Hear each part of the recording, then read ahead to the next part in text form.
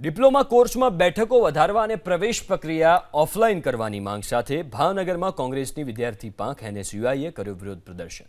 એનએસયુઆઈના કાર્યકરોએ પહેલા તો કુલપતિની ઓફિસની બહાર બેસીને વિરોધ નોંધાવ્યો, ત્યારબાદ યુનિવર્સિટી સત્તાધીશોને આવેદનપત્ર પાઠવ્યું। એનએસયુઆઈનો આરોપ છે કે શિક્ષણ અને રોજગારીના દાવા કરતી ગુજરાત સરકારની યુનિવર્સિટીઓમાં બેચલર ઓફ આર્ટ્સ અને બેચલર ઓફ કોમર્સની મોટાભાગની બેઠકો ખાલી રહી છે। બીજી તરફ વિદ્યાર્થીઓને જરૂરિયાતવાળા ડિપ્લોમા કોર્સમાં સીટોમાં વધારો ન કરાતા સેંકડો વિદ્યાર્થીઓને પ્રવેશથી વંચિત રહેવું પડ્યું।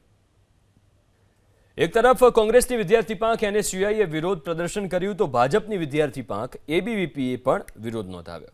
મહારાજા કૃષ્ણકુમારસિંહજી ભાવનગર યુનિવર્સિટીમાં સતત 5 વર્ષથી નબળા પરિણામના આરોપ સાથે એબીવીપીના કાર્યકરોએ રોષભેર રજૂઆત કરી। હાલમાં જાહેર કરાયેલા યુનિવર્સિટીના રિઝલ્ટમાં બીકોમ સેમેસ્ટર 2માં કંપની એકાઉન્ટ, ઇંગ્લિશ, ઇકોનોમિક્સ અને બીકોમ સેમ 4ના એન્વાયરમેન્ટ, હિસ્ટ્રી અને એવા વિષયોમાં વિદ્યાર્થીઓને મોટા પ્રમાણમાં દર વર્ષે નાપાસ કરાતા હોવાનો આરોપ લાગ્યો છે। આ ઘટનાક્રમ 5 વર્ષથી ચાલતા હોવાને લીધે યુનિવર્સિટીમાં વિદ્યાર્થીઓ એડમિશન લેવાનું પણ બંધ કરી રહ્યા છે।